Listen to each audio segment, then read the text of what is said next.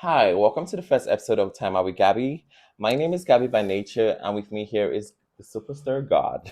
Fucking period. What's up? Hey, Gabby. I'm good. How are you? Oh, fine. It's fucking hot as shit. Like, Right, I'm I'm dying. sweating already. I know. I'm like, fuck. Like, we got the windows open and it looks like shit outside, too. Like, Yeah, they can't see, but it's like, it's fucking ugly. yeah. Thank you so much for being my first guest here. Like, it means the world to me. Anytime. For taking that bold step. I mean, I The really. bold stuff. Girl, this is nothing. I mean, I was excited. I just gotta say it as it is, right? Totally. Thank you so much. Anytime. I hope this show really helps explain and help the fan know who you are, right? So, and more about you. So let's dive right into it. Yeah. So can you give us a quick tour about what your childhood was like? Oh my god, my fucking childhood, girl. Yeah. What is this fucking drag race? Like, next day, my childhood. Yeah, Okay. like what was it like knowing you were part of the queer community? Oh, Like fuck. how did you interact with your peers, like, and grow into the superstar that you are? Because I know last year I saw you, because I just recently started getting involved with drag, right? But I believe I saw you at the bar working in a booth.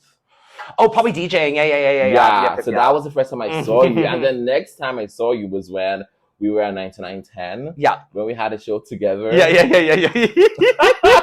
That was a good show. But a lot changed between when you saw me in the booth and when you saw me. A lot changed, yeah. And like, I mean, it was a great experience then because I received a lot of support and help from people that, like, Stretcher gave me a lot of advice, Yeah. you know, even out of drag advice, which was good. Oh, Christ. Yeah. Just life advice. And you and a goth helped me out with Yeah. my hairs and everything, and I remember, and Giselle helped me out with my makeup, Yeah. you know, and she's one of the person I get my makeup inspo from, you know. She's gorgeous. The way she paints is like fucking stupid. Oh my god. So yeah, take us right back to Little God. Okay, so Little God, God's childhood, right?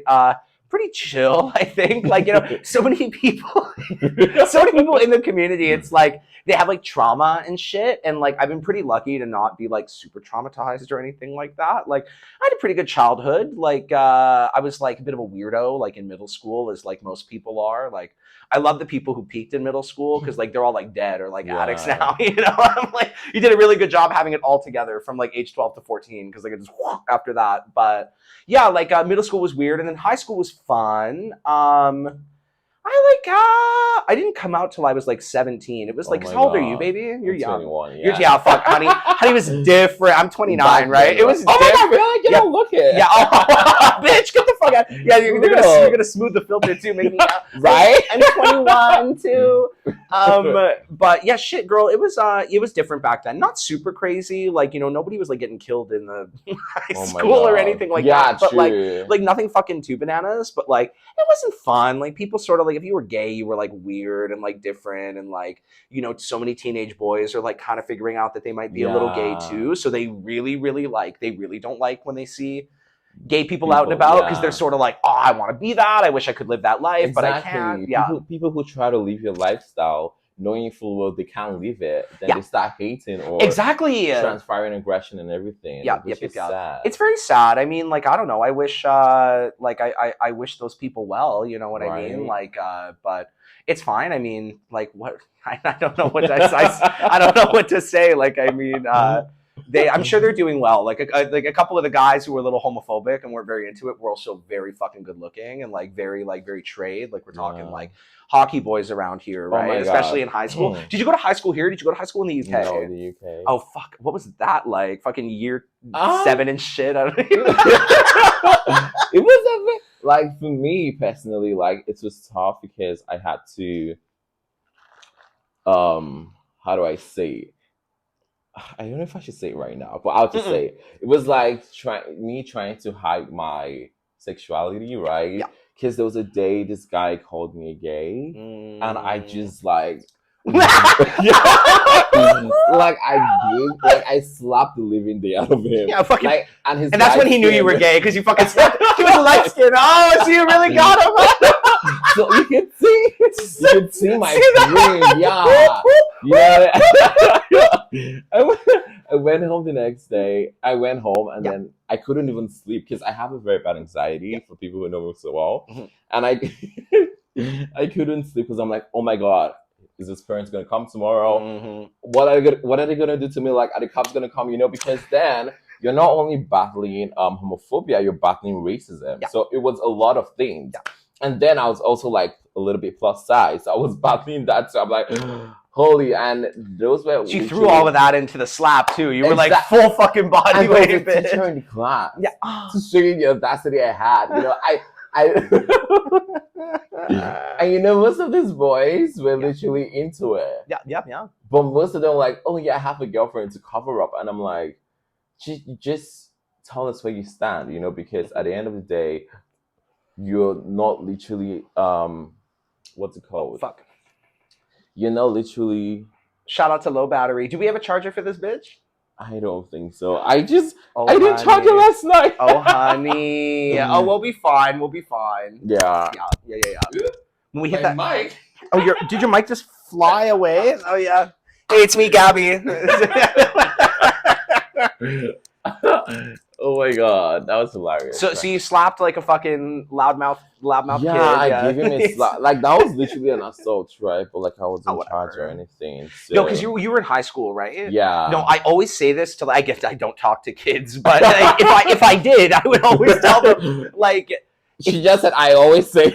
Yeah, I always say this thing that I've never actually said to a kid, but I always think it. And if you're watching this and you're under the age of 18, no, 18 plus. This is 18. Okay, 18 plus only. But if you fucking lied about your age or something, all I'll say is if you're gonna beat the shit out of somebody, do it in fucking high school. Yeah. Because as an adult, they can charge your ass. They'll send you to jail. High school, you can put the fucking beat down on people who fuck with you. Yeah. And the worst they can get is their parents. You know what I mean? Yeah, maybe you go to juvie if you fucking put them in a hospital. But that's why when people try to test my patience, I'm like, oh my God, because I don't handle those things well, right? As a kid, I've been like, you got a big mouth, I'll help you close it. And like, even today, like, even in the drag community, like, you see some people do some certain things, and I'm like, holy smokes, like, I should just stay home. No, for real, real. Like, yeah, things like that. I'm lucky where I've never had a queen in Edmonton push me to the point where I want to give them a fucking beat down or anything like that. Like, they piss me off, but I've never been at the point where I'm like, girl, like, you're about to go down these fucking stairs. Like, I don't have. Oh my God, let's not even go back. When. Not the queens, but like, I worked at a bar and like, people have literally tried to test my patience. This bitch who is now a drag queen, a newbie, not gonna get bookings. Wait, no, is she white and skinny? Oh, she'll get bookings. Yeah, sorry, but we won't go. Support your local drag queen. Most of them. Don't support the twinks. They get enough support. Their daddies are funding their bills. Anyway, sorry. So yeah, like, this person, I don't know what they were on. I feel like they were actually under the influence of something. Yeah. And the person just went off on me saying, I would beat you black and blue. Whoa. And I'm like, looking at the camera, and I'm like, because I had to go to where there was a camera, because if there was no camera there, things could change. That's really scary. That's very scary, actually. Exactly, right? And customers are always right, So I'm like, I'm not going down the hill, honey, because someone was going to go to the ER, and it's definitely not me. No. But then you got to pick up the fucking pieces. People can mouth off to you and say whatever the fuck they want. And they can even get the first hit. It's the second that you react that it becomes a fucking problem. Which is what I was like, oh, what are you going to do? Touch me? Yeah. Touch me, I dare you. But luckily, the security came and like got the person out, so thank God. Good, I'm glad. I'll say security at that bar has had people's back. Not every time, but when they do show up, like, they will have your back. Yeah, like, true. It's depends. It can be hit and miss, but like, when they're there, when you've got the right people working, it's like, the right you can genuinely working. Feel safe. Like, shout out to them. Shout out, no, and I just shout out to some of the security staff at the bar because they know what they've kicked bitches out who have needed it. Yeah. People do feel safer in that bar because of that sort of shit. And it also helped me because then I was able to control my emotions, right? Remember I told you how I just went off on that guy, and that is not the only person I've gone off on. No. Like I'm a changed person now, so thank God. Oh, she's been to finishing school. She's like, right. She did her year 12 exams or whatever the fuck they're called. Girl, I have no idea. Yeah, so it's been a great journey. Yeah. So after high school, what was next for you then? Like no drag for like years and years. Like I kind of just like did my thing, like worked at a few places, went to school, dropped out, because it's a waste of money. But it is. Don't go to fucking school. Go to high school, get your high school degree, and then like the world's gonna open up to you regardless. Like spend. That's what I can say. You're 21. From now until 25, spend the most fucking time you can having fun. After 25 is when the party kind of stops. I'll have kids. Yeah, no, try not to have kids. Yeah. You never know, right? Like, you never know what's going to take. But I would say, like, yeah, have fun. So that's really what I did. And then I got into drag. I think it was around the same time as Agata. We were basically what year? 2018 was when we started doing drag. I just started college. Yeah. Oh my God. 2017 was the year that we dropped acid and like walked around downtown. Really? Yeah, acid. It was a lot of fun. Well, Agata hated it. Like it was acid, like acid that melts your skin. Yeah, like no, not like acid that melts your skin, like the drug, like a tab of acid. Yeah. No, we didn't like pour acid on ourselves and then I was like acid on the street. Just scaring bitches. Like it was Halloween. Really? Yeah. No. So we took acid. Yeah, like the drug, like the psychedelic. And we like walked around downtown for like 8 hours. We did that once at night, and like that was just a fucking shit show. I won't even get it go. I made some mistakes that night. I took us to places that you should never go on acid. But the second time that we did, we were walking around during the day and we were like fucking zonked out of our minds, like babbling to each other about like the universe and shit. And then I turned to her and I said, my only goal in life is I just want to be famous. And Agata says, oh my God, me too. Sorry to cut you short, but then I got into drag with the intention of making money. Yeah. Because it's moneymaker. As a business student. Yeah. As a business student, I learned that cash inflow and cash outflow, right? Yeah. So money is meant to be earned, saved, and spent. Period. So if you're spending $20 on something, you need to spend, well, personally though. So if I'm spending $20 on something, I'm spending it with the hope that I'm going to get $40 or $50. Yep. Right? Yep. And I just got into drag. Oh, yeah. I'm going to get it tips, But then my kind of drag is I learn a choreo for days and rehearse, and then I get to stage and you see people trying to give you money. But then you're also trying to look good so you can make videos and post on Instagram, you right? Gotta balance it. Right? So then, like, it's just, there are content pros to this because, like, there are people who want to tip, but they can't leave their seat. When I remember one of the... Do you get up and do you work the crowd? No. You gotta start every fucking number, have a point where you don't learn any choreo and you just get the fuck out into the audience. And you take their shit. That's my number one thing is leaving the stage and collecting the money. There's so many people who, you're right, they won't get out of their seat, but if you walk right up to them, suddenly there's a 5 in hand for you. Yeah. I mean, like, it goes both ways, right? Mm-hmm. Like, if we literally had, like, the transfer stuff, e-transfer, trust me, the tips will be heavier. That was the best part about the digital drag was we did do e-transfer stuff. Really? Oh, yeah. We would during COVID? During COVID, yeah, because it was like... We would pool all the tips. We called it like communist drag for a minute. So it was kind of lucky, especially for some of the girls who like wouldn't get as much tips like during their numbers. Yeah. Like you had your big heavy hitters that would vacuum money, and then you would have everybody else who would also bring in money, but it would all get distributed evenly. And we would always have our e-transfer as well. So there were some shows people were sending like hundreds of dollars. Yeah, right. Because people love what we do, and what we do is really, really creative. I see some performers and I'm like, oh my God, like the effort and everything you put into this, like you might have spent like over $500 for a full outfit. So, you might have spent over 500 for a full outfit, and then you get people coming to critique you.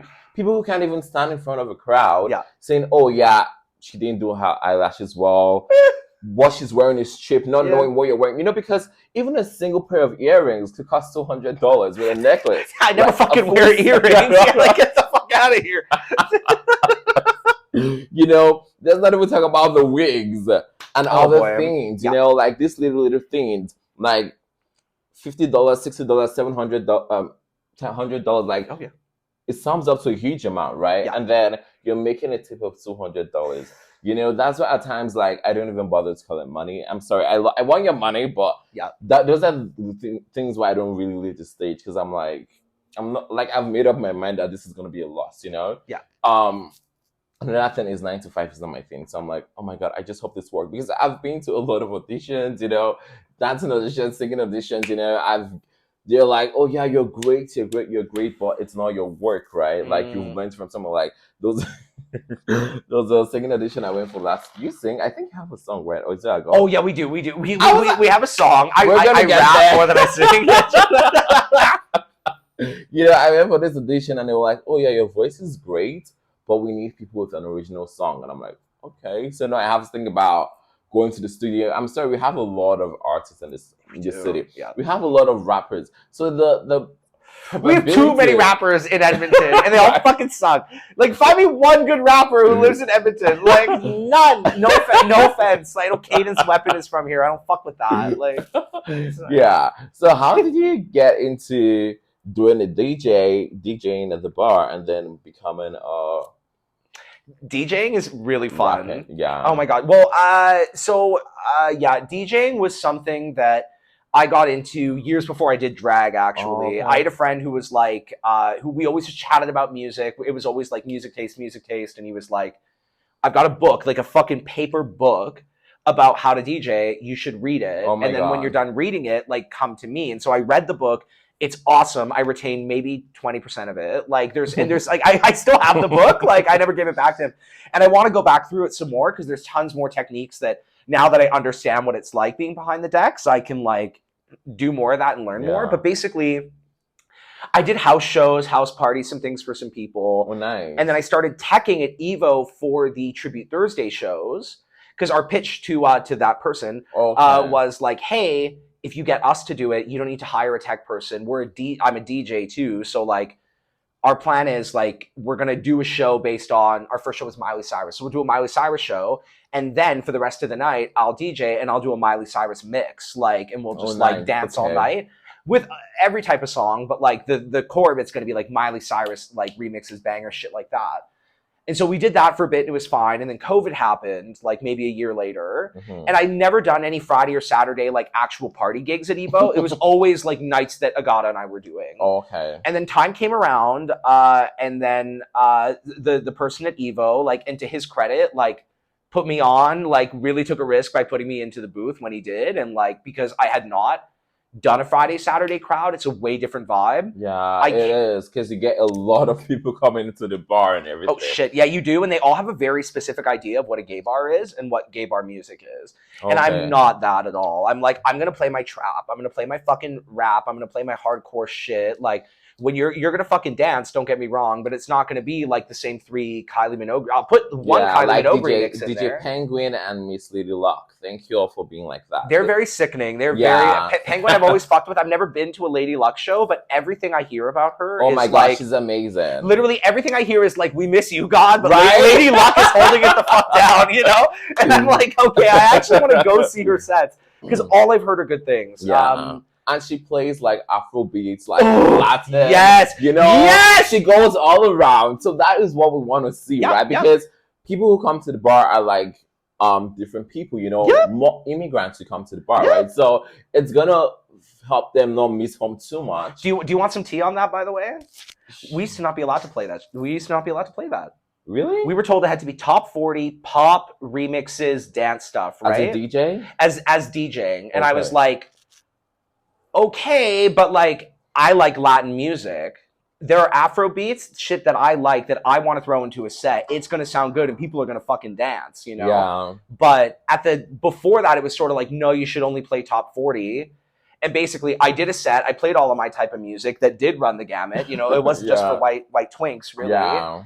And then I was like, a couple people complained to Rob, and they were like, hey, like, some of the music isn't really what I'm into. I don't really like Latin stuff. Oh, yeah, there were complaints. Oh and my then, God. and to his credit, he was like, well, because it used to be before somebody had complained, he would have just said, nah, fuck that. Like, you're totally right. I'll tell the DJ, like, hey, no more Latin beats, no more Afro beats, no more rap stuff. Like, they used to not play just rap whatsoever. I would go to the booth and I'd say, like, I want to hear Mercy. Like, I want to fucking, like, get lit. I want to, like, that's going to send this club off. And the DJ would be like, no, I'm not allowed to play rap.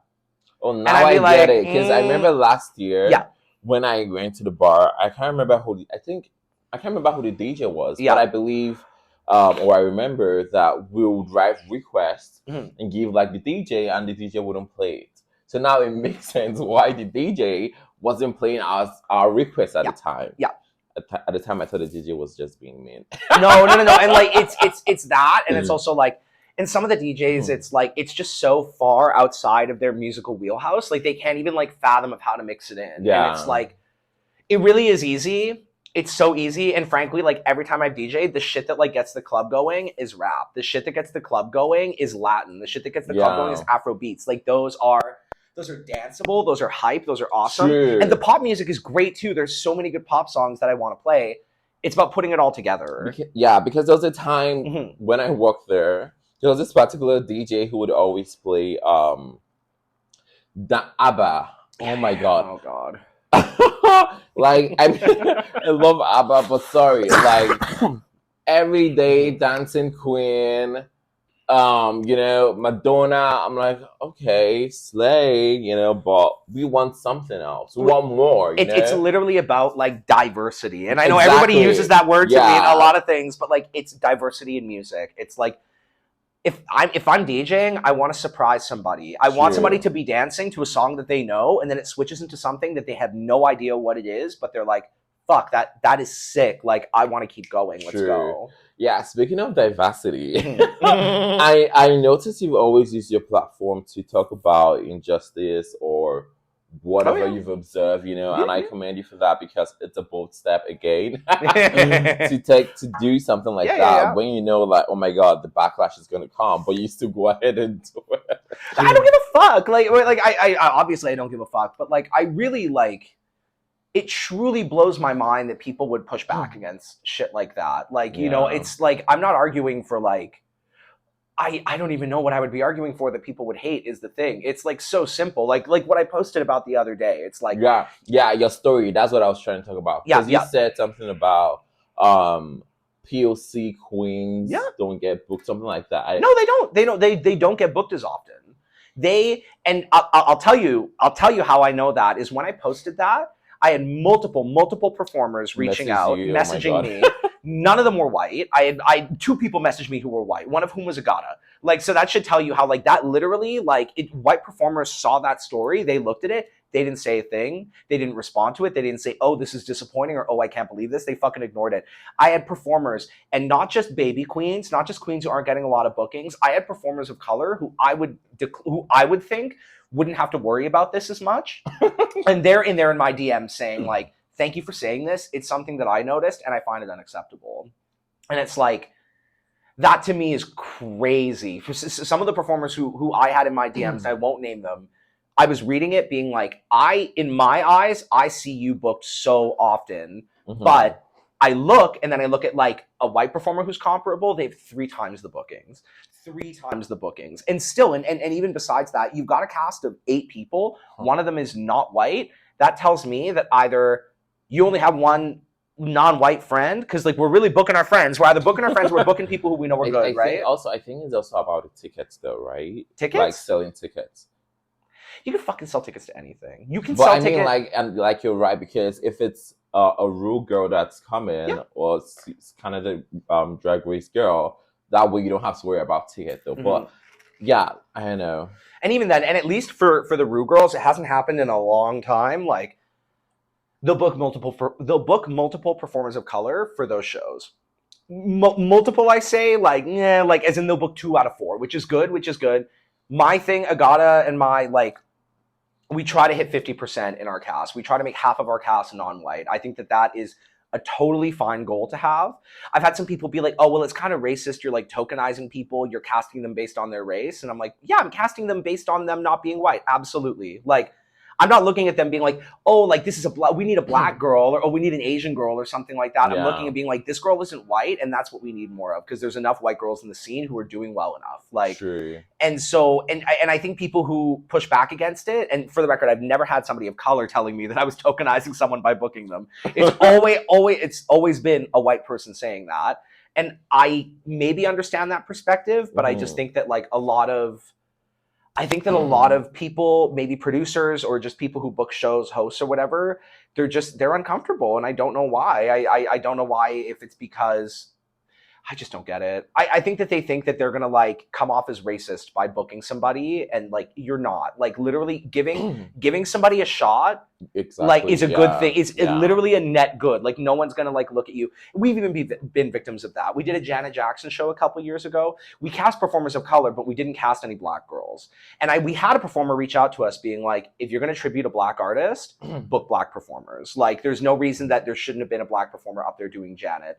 And we had fucked up because we were like, oh, well, we didn't want to like reach out to somebody and be like, oh, like, you know, you're black, you must want to do Janet Jackson. Like, like you know, like, like we didn't want to do that. But then I thought about it and I'm like, but we could have fucking asked, you know, and been like, hey, like we're doing a Janet night, would you be interested? You know, like, and that would have. Listen is recorded. Oh shit! Oh, we're at the temperature. Oh, we're fine. We're good. We'll I think it's still recording. Yeah, hopefully. Here, I'll press the little button. I'll do it this time. Baby, with 10% on this. But you don't have a charger at all? Not in the little fucking purse? I do. You do? Yeah, but I can't charge while using the mic, so that's okay. Wait, there's like a little thing in here to do. No, oh, son of a bitch. Okay, well, whatever. We're good. We got lots of time. Yeah. So anyway, yeah,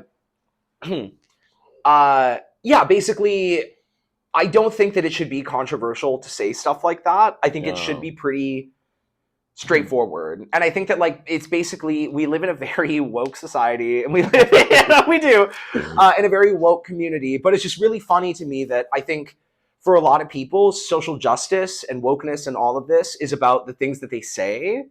And it's not about the shit that you say, it's about the shit that you do, you know? And and at the end of the day, I wouldn't feel comfortable posting something like that if I couldn't back my shit up and be like, look at the people we've worked with, look at the shows that we've put on. Why can't, like, and for us, like, the bar is so low. Like, it's a gotta go in God, you know what I mean? Like, we're not superstars.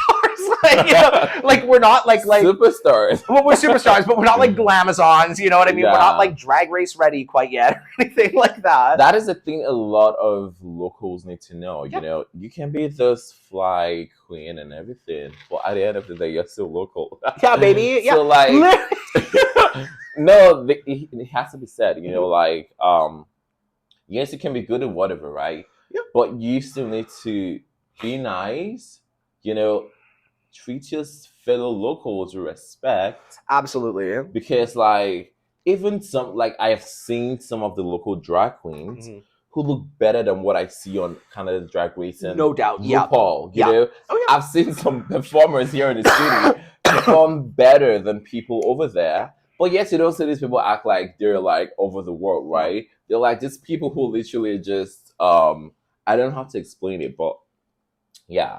They're humble, and they just like, they're so confident in their talent that they don't have to like project an image that's larger than themselves. People who have great talent, who are literally confident in their talent. They're the nicest ones. But you see the people who literally things get to their heads and everything. They're like, oh yeah, I'm gonna be kind of like, you know, like you're not there yet, honey. No, exactly. Like, and because it's a lot. It's not just about wearing a 50-inch wig, you know. You have to have a point of view. You have to be a fucking interesting person to make it onto that show. Like, you can't just like, and you can have all the looks, you can have everything together. If you're not interesting, they don't want you. True, like, it's true. That's the simple fact. Like, the girls that I know from Edmonton who made it like pretty far into the auditions for this last season of Canada's Drag Race, those are all, first of all, they're all my friends, so very, very happy about that. But they're all people who have more than just a look, or more than just like raw talent will say. They have a fucking point of view. They're interesting people. They're engaging. Like, I like them more out of drag than I like them in drag. And that is the kind of person that you want on a TV show like that. True, yeah. You can be the most, you can do your fucking splits, you can do your fucking stunts, you can have the best mug in the world. Coming for me? No, oh my god, ah! Like, you can do everything perfectly, but you're fucking interesting is the thing. You, like, for the, I can't come for you at all when I'm saying this, because you're interesting. You've got a point of view. We're on your fucking podcast, for God's sake. Right. Like only drag queen in fucking Edmonton with a podcast right now. Only because Agata and Mine's podcast is on delay. But check out taking over. Yeah. You're literally we're passing the torch today. But yeah, like these. If you're interesting, if you're cool, they want you. If you're just like another really pretty drag queen, good, congratulations, you're gorgeous. Like, you got plenty that I'll never have, but you don't have it. You don't have that extra, the fucking sauce, X factor. Yeah. The sauce. Thank you. Yeah, because like, I've seen some performers give you their all. Yeah. You can be moving all around and doing nothing, I'm very good at moving all around and doing it. It's my specialty, actually. I don't think I can stop. You should see me doing a fucking ballad, girl. I am like two-stepping, like fucking... We have a beef to squash because beef? You guys literally you're the reason why I didn't rip Argentina. Like, you guys called me low. No, I gave you my all. I was dancing at that. Okay, I gave you your 10s. I gave you your 10s for the performance where they were due. Now, not going to read, but I'll tell you, that outfit, the outfit that you had on you, I'll tell you, our jaws dropped. We were like, fuck. But you had some tough competition. That costume portion. No, I know the costume. Like, when I walked in, yeah, and I saw the winner. Fuck, I was like, you're winning. Yeah, it was like, to be honest, I told them, and I would never go for any competition again because, I've applied for Canada's Got Talent. Like, I've been everywhere. They don't pick me, so I'm like. No, baby. Still, no. Keep working at it because you are so sickening. You are so sickening. I cannot understate that. And that costume round was unwinnable. Like, what? For real. What? It was Charlie and somebody else, like Sissy. Yeah. Charlie and Sissy. What they did was like top notch. That's the best runway I've ever seen. Yeah. I've seen Onika spend fucking like $6,000 on a fucking garment. 6,000? It wasn't 6,000, but it was a lot. Nobody can actually figure out how much money she spent on that. You remember the butterfly one? No. Oh yeah, it was a butterfly. Was it last year? It was for Pageantina All Winners. Oh, I don't know about that. And then she won. She did win. Like, money well spent. Don't get me wrong. She won. But we're talking about drag being in the black. Like, you never want to be in the red. You always want to be in the black. Yeah. You know what I mean? I believe in that. If you're going to invest $30 in a garment, get $100 back. And then wear that $30. That's what I was telling you. Yeah, and then wear that $30 garment again for 8 more exactly, shows. Because this Pride, what's it called? Pride Month. Mm-hmm. I'm not buying any new outfit. Baby, let me tell you, not performing at Evo is at the bar, whatever. We're going to bar. Their name. Not performing at the bar has been the most secret blessing ever because I'm not, like, first of all, I barely bought new outfits. I was just never that girl. I would always borrow something from a goddess closet or something like that. But now, every fucking show I do is a different crowd, someone who's never seen God before. Yeah, exactly. So guess what? I'm wearing the fucking classics. I'm wearing the leopard dress. I'm wearing the fucking shiny thing with the fucking black skirt. Like, that's like, those are my looks. I look good in them. And what are you going to do? Be like, I saw you in that before 2 years ago? Like, yeah, no. Like what I wore for Pageantina, like was what I wore for my debut, remember? Mm-hmm. And like, because then I was just I was like, oh my, because I have a very bad anxiety. So that day I was like, oh my God, what have I put myself into? Because all I needed was, what's it called? Was an opportunity to show my talent, right? Because another thing was the fan base. I don't have a lot of fan base yet, but how would I get a lot of fan base? You got a few fans, I'll say. Like, those of us who love you, honey. How do I get fan base if I'm not out there showing people, oh yeah, this is what I can do and getting people to love you, right? Yeah. I feel like at Pageantina, a lot of people had a lot of fan base. Like, some of them had, I knew like 2 people that had like the crowd a lot of fucking fans, yeah. And then I'm like, well, that is great, Another thing is, I feel like drag is more of, what some people think drag is, oh, you gotta keep up. You know, oh, today I wore this shimmy dress. Yeah. Tomorrow I have to wear like a Renaissance dress. So next tomorrow I have to like top it up. You know. Yeah. It is not a competition. You know, and the earlier people or new drag performers know this. Yeah. The better for them, because trust me, I work for my money. You know, so when I spend, I try to like make sure I'm spending this money because I want it, right? Yeah. And with the hope that I'm getting this money back. Because I heard someone got a loan to. What? I heard the queen got a loan to. For God's sake! I thought you meant a loan like by herself, and I was like, "What was she doing by a loan, like a fucking bank loan?" Bank loan, Oh, yeah. wow. You know, and I was like, okay, this is way overboard, because you know, drag is for me like, oh, you can't perform today. You go home. Everybody goes home. No one cares about you until whenever they see you. Very true. Very, very true. You know, so like I bought an outfit of over $200, and I'm like, it's more than I've ever spent. Sorry, no. And I'm like, what am I gonna do with this now? No, you know, I'm gonna have to wear that. For me is if I have a $200 outfit, that's the last fucking outfit I'm buying, and I'm wearing it for every goddamn gig. I'm like, okay, I bought this dress and now I just have one gig. Yeah, and that's the worst feeling when you invest and then you don't get the bookings to like back it up. That fucking sucks. Like that, I hate that. I hate when that happens. And you know, like another thing is the sky is always big for everyone to join, but then I attend drag shows, you know, and sitting in the audience and maybe just talking to a few people beside me, and then you see people who say, oh yeah, I want to go into drag, you know, and I'm like, in my head, I'm like, yeah, it's good to go in, but then are you looking at the cons or are you looking at the pro? Because that is one of the things I didn't really look at, you know, because I'm thankful that I worked at a bar, because I was able to make a lot of connections. Yeah. Because if I hadn't made this connection, nobody would know what the fuck I am. It would be a lot tougher to get a foot in the door. Exactly, right? So you need to know people, not just, oh, hi, drag queen, drag queen, drag queen. I told this drag queen that, hi, I would love to be a part of your show, you know? Few days later, I saw like the poster without me in it. And you clocked it right away, right? Yeah, you did.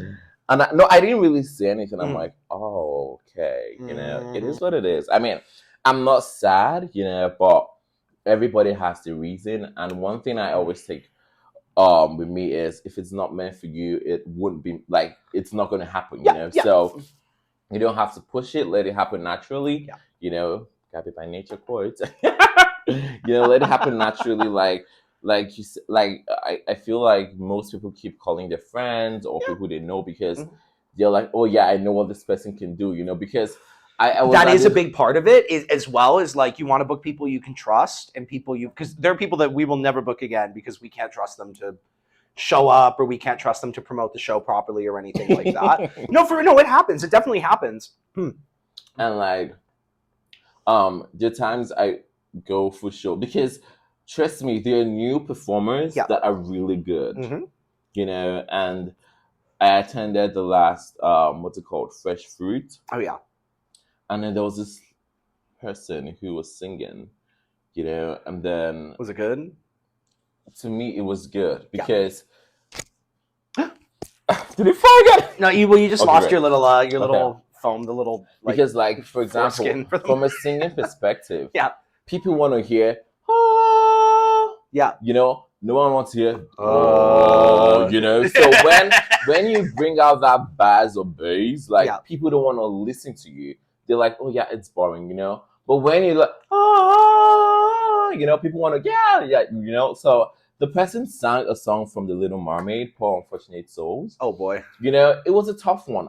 But the person was like, I could feel it because they could hold their notes. Yeah. You know, they could do a lot of things. They had like the soul of it. Exactly. Yeah. But then I saw, like, I looked around and I saw some people looking at themselves, like smiling. I'm like, you can't even stand in front of a crowd. Yeah, I was gonna. Yeah, like you get up there and fucking sing "Poor Unfortunate Souls." Like, no, for real, you fucking loser. Like, imagine, you know, I mean, like, what's it called? By the way, baby, you're going to want to put that thing back on there. Otherwise, your voice is going to sound it's going to fuck it up. You'll see what I mean. Yeah. Period. Sorry to interrupt you, my honey. Yeah. You know, like, you see, before I even go out to perform on stage, I get excited. I'm like, oh my God, can I do this? You know?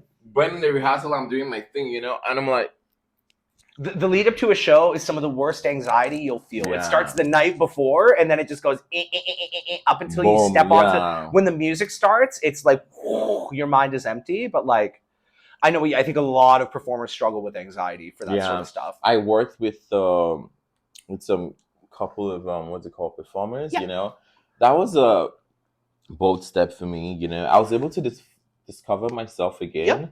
You know, but it's also a lesson that I would love to try something like that, but I don't think I would for now because my experience then wasn't the best.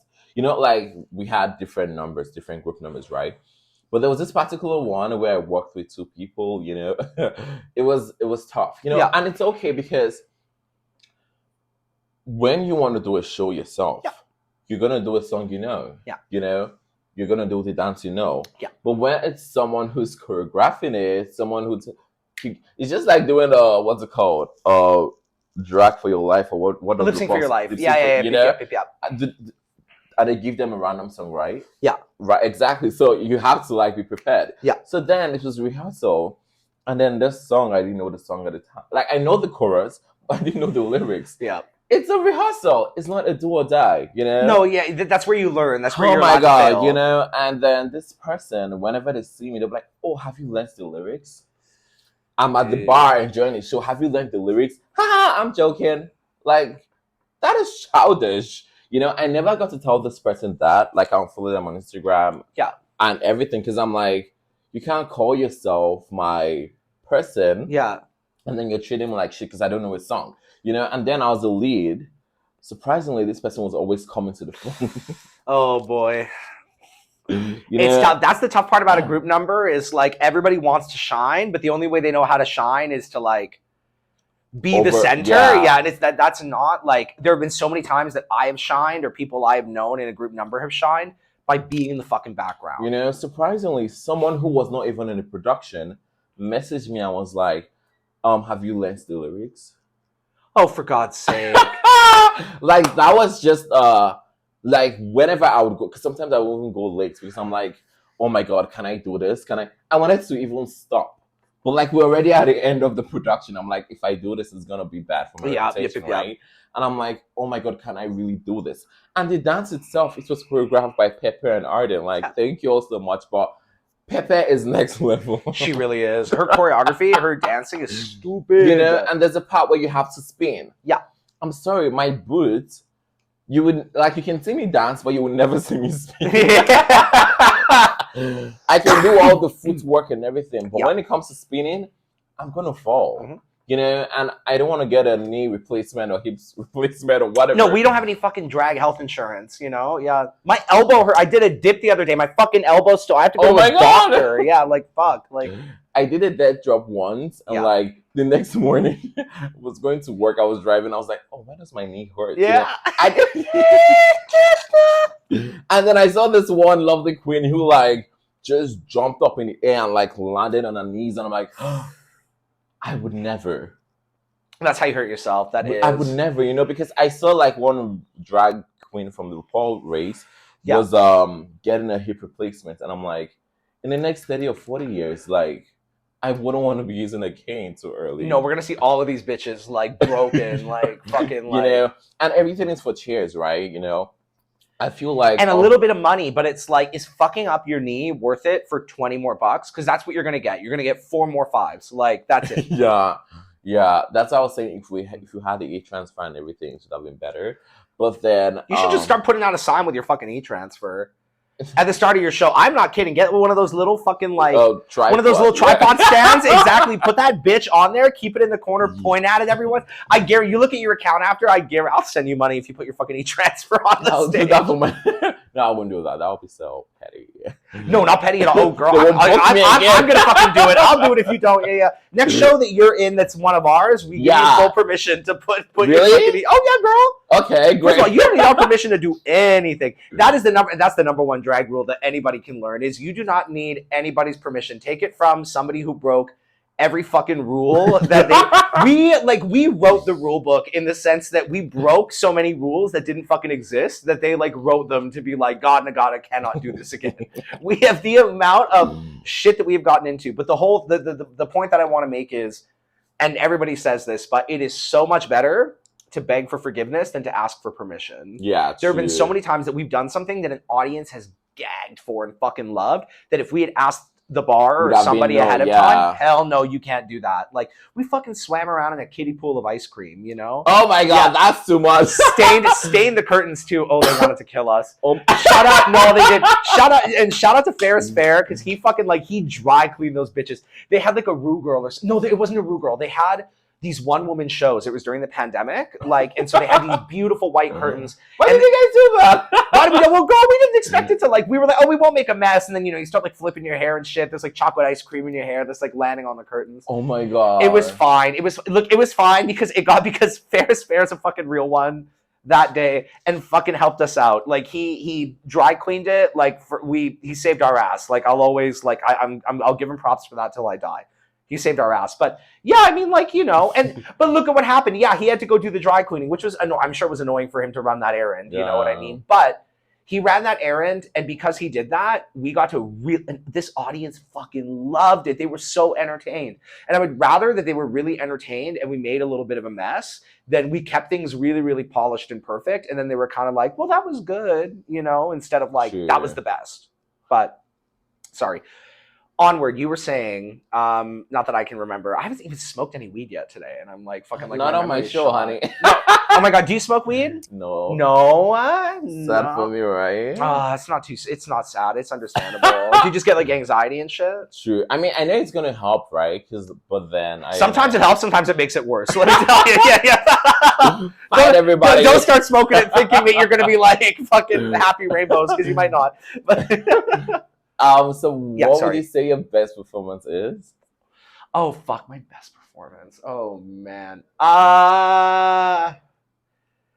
There are a lot of memorable ones. So the one that I sent you the clip of, the one that's on Instagram, that one's in my top 5. I love that one. I was preaching. I was like, that's unusual of God, but okay. Oh yeah. No, I was like, it was basically the Kanye album had just leaked, like Donda or whatever. Yeah. And I was so hype. I was like, I've got to do a song off of it, and then I'll do this other preaching song that's also a Kanye song, and I'm just gonna like gag the kids. It was funny. The plan was I was gonna do Up by Cardi B after the preaching was done. And you would have literally gone the fuck up. Of course, baby. Yeah, first it's Up, then it's right. Up. Then it's Up, then it's Up, then it's stuck. Yes. But love it. By the way, gag, you did it better than anybody ever could. Really? Oh, bitch! For me, at least, honey, I've done Up a couple times, and like, you can imagine how it would be like my pasty ass trying to like fucking do the choreo and shit. Like I get the lyrics. I always get the lyrics. So you can like the mouth choreo is on point. But and to your point, by the way, nobody in this fucking town knows their fucking lyrics. Nobody. I'm known for knowing all my lyrics, and I still miss a few. You know, and not that they don't know their lyrics, you know, because I'll go back to Pageant later. Because when I watched the video, there was a time I was silent. So what happened was anxiety. I'll say that because I've done that song 3 times. You knew your words. I was looking because I was looking at your mouth, because I always do that with my lyric. I'm looking because I'm like, this is a rap song. So if you're gonna rap, you got to know the words, because it's more words. It's easy. That's why I don't do any Megan Thee Stallion songs, because I'm like, you know how some. Yeah, you're out of breath. Yeah, you're out of breath lip syncing, and it's like I'm not even saying anything, and I can't fucking breathe. There's some songs I just want to dance. I don't want to really lip sync, but like you have to do it, right? Man, yeah, which is like annoying, but that's why you get into burlesque, because burlesque they don't have to lip sync. They can dance. They can just dance, feel it. But burlesque is its own thing. It's not drag. It's different, you know. If you feel drag, you do that. But anyway, no, you knew your lyrics that day, no question. In my mind, if you didn't and you were really good at faking it in those moments, good for you. You fooled me. You fooled a God too. No, I knew it. You did. Okay. There was a part I just went set. There was a part where I was like this. Yeah. But I didn't say anything, but the music was running. Oh, I was like, fine. fuck, how did I not sing things? No, that happens to, there have been so many times where I've like realized, oh fuck, I didn't lip sync that last like bar or something. Yeah. Shit. Yeah. But you know, you get up, you move on. Like, again, that's the thing is, if you're not on a reality competition show with all of these cameras do whatever on you want to do. You can do whatever the fuck you want. Like, no one is going to be like, I want a refund because like that queen didn't know all of her Megan Thee Stallion. You know, like they're going to be like, that was a gag. I just saw somebody do Megan Thee Stallion and it was the best. Yeah. Like, I mean, one thing I'm thankful for people who have booked me. Like, thank you all so much because my followers keep rising. You know, like people come to my page and what the shit I do, and they're like, "Oh yeah, nice job." You know, that's why I record my things and put them on YouTube on what's called Instagram, because then if I'm not being booked all the time, no one is gonna know you. But if you have an Instagram page and someone's reposting you, know, like that stuff you reposted yesterday about my page, like I got a lot of views on that. Oh, did you? Oh, period. Good.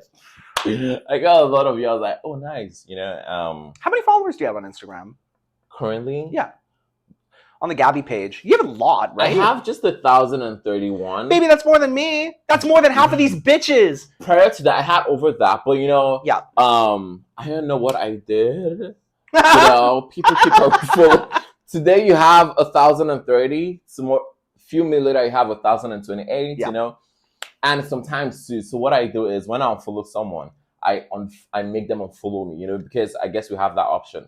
So remove them as a follower. Because I wouldn't want. That's what some people do. They unfollow me, and they don't take me off as a follower, so I'm still following them. Yeah. Right?